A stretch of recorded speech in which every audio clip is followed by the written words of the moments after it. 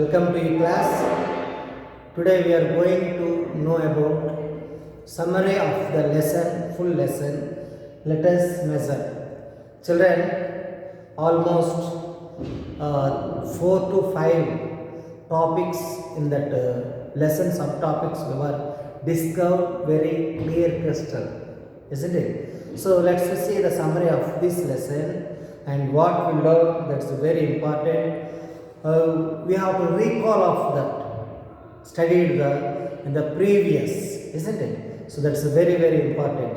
Then only we can get what kind of the doubtful topics or doubtful questions are there arise in our mind, or some doubtful the strange words also will arise in our mind, isn't it? So this is the very important what we are going to know. Children, let's see. Here we have the recall of what I said in the first module, the first video, in the first online class. This lesson I said about that when the child or you go to the one clothes, the man is measuring with the different measurements. So he was suffering, he was appreciate, to see him how he is making and why he is supposed to be measured the cloth. If he not measure, what is going to happen? This all the things we were discussed in our previous video.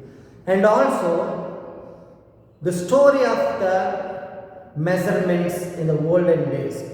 What kind of the tools or measurements the people were used in those days, like hand span, cubic, foot span, isn't it? So these kind of the things they were used. When the argue or when the merchants were cheated the people, those were the customers used to come to there, and they used to keep the short people there, and their length is different from the tall peoples, isn't it? So a lot of the arguments and discussions were there. Then they conclude of that they need a proper measurements, isn't it? So let's see the unit we call as a standard unit. We know that from that French we got, isn't it? So the proper measurements we got, and what is the unit, and the measurement with that what is called yard.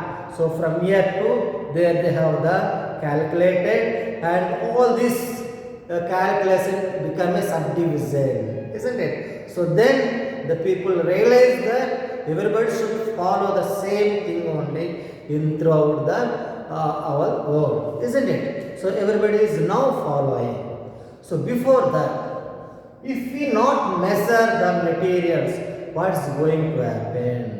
For suppose, if you keep in a room, or you want to make some project or something, construction of the buildings or anything, it will not come in the space is required, and it will take a long space. For suppose one pen is a big one, or another pen is a small one, or then it has to go the length, isn't it? Then when we have the correct measurement, then we can have the space, and we can calculate in the correct way also, isn't it? So these kind of the things are utilized in our further. So that is the reason we made this all the things. So these things we can see in the measurements. Next one is the volume.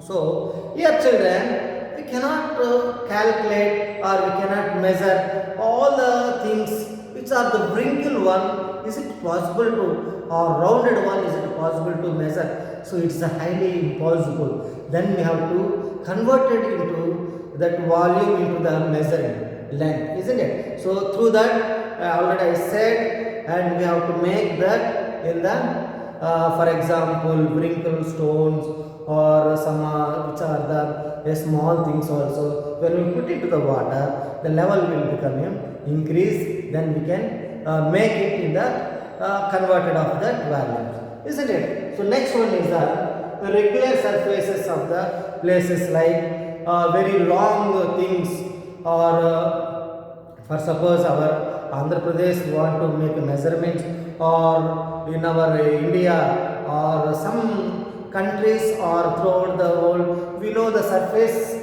with the surface areas only we have to measure, then into that multiplication we can make the result, what is the length of these kilometers, everything. So that is also we were discussed in the our video, isn't it? Next one is the irregular surface. So that is very important. So before we were discussed in the surface, that is a regular surface, and now let's see irregular surface. So we need a graph paper for this irregular surfaces, or we can make we can make through the thread. For suppose the area become like this, understand, the big area like this, then we have to take a thread, understand, we have to take a thread from here to A, B, C, D, E, F, isn't it? From A to B, approximately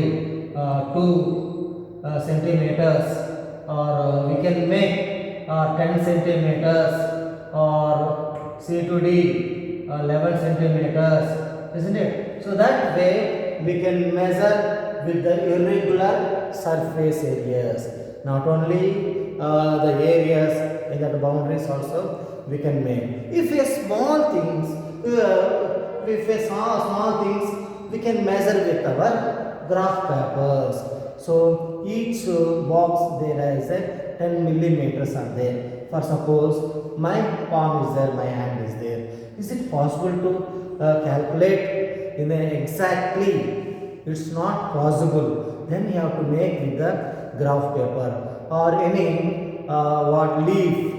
It is also irregular shapes that, and that is also we need a exactly measurement. Then we can make with the graph paper only. So children, so whatever I said, and you have to be think, and you have to read very carefully textbook, and please practice in your workbook. Then only we can get, and then only we can understand the lesson of this type of the questions easily we can understand. What is a question? What you understood only, that is a question, isn't it? So even in the next coming test when we give, first of all you read the textbook, and if you have any doubt, please tell me when you come to the school, isn't it? So this is about the overall lesson, and already I said everything very clear crystally, because almost I have given 4 to 5 videos of this lesson. All the topics I said very clearly. Okay children, so you have to please do this, and we'll see the next class. Please all of you complete this CW part also in your CW. So whatever the notes is there, no? Write that question and answers, and after I will make a correction. Okay children, have a nice day. Thank you. Measuring the length of a curved line. The length of a curved line can be measured by using a thread. Put a knot on the thread near one end. Place the knot at the beginning of the line, point A, and press it with your thumb. Place a small portion of the thread along the curved line. Press the other end of this portion with your forefinger. Now place the thumb at point B and a small portion of the thread along the next portion of the line. Repeat to trace the entire length of the curved line using the thread. Mark the thread where it touches the end of the line. Now stretch out the thread on a meter scale and measure its length. The length of the thread is the length of the curved line.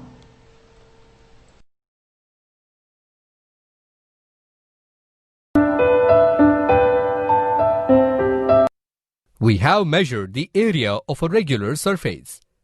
Now, let us do a lab activity to measure the area of an irregular plane surface. Click each tab to know more.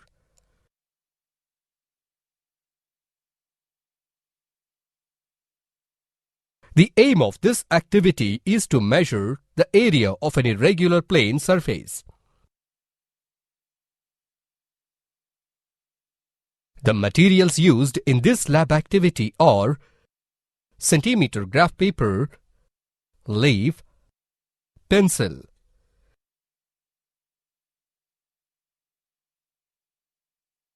Take the leaf and the centimeter graph paper. Place the leaf on the graph paper.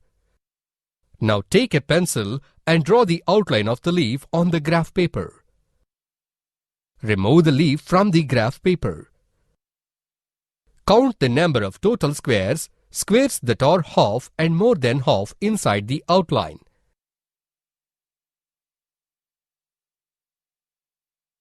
In this activity, we observe a total of 10 complete squares, 6 squares more than half and 6 squares less than half inside the outline of the leaf.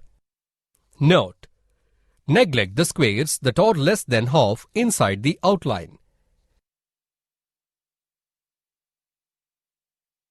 From this activity, the area of the leaf is the total of the full squares and squares more than half, whereas the squares that are less than half are neglected. Similarly, if any irregular surface covers n squares on the graph paper, including full squares and squares more than half, then the area of that irregular surface becomes n square centimeters.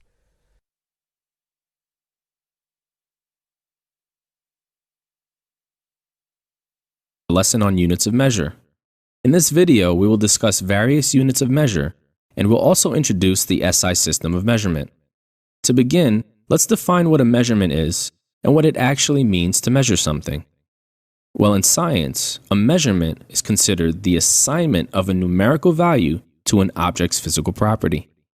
Measuring physical properties such as length, volume, and density is very common. For example, you might want to know the length of a line, the volume of a sphere, or the density of a liquid. Whenever we take measurements, we also have to assign units to the numerical quantity in order to convey the relative size or magnitude of the property in question. For instance, if I said the length of my shoe was 10, you wouldn't actually know how long my shoe was because there would be no context for what the 10 represents. In fact, this measure would only make sense if the number 10 had a unit of measure to go along with it. So what is a unit of measure? In order to have accurate and reproducible ways to define magnitudes of length, volume, density, etc., scientists have developed various systems of measure. These systems are made up of units of measure, which are basically standardized amounts of various physical quantities. The SI system is the international system of measure used by scientists. It is a very comprehensive system with many units of measure. However, we will only need to cover a few of these units in order to prepare for the T's.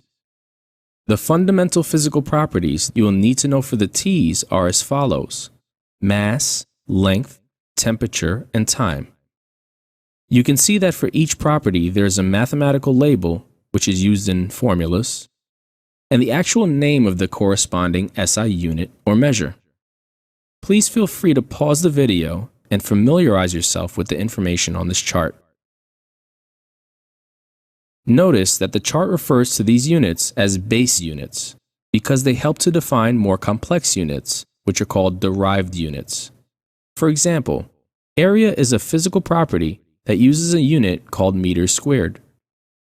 Since meters squared requires the meter in order to be defined, it is considered a derived measure or unit. Let's walk through an example that will illustrate how the meter is actually used to define area.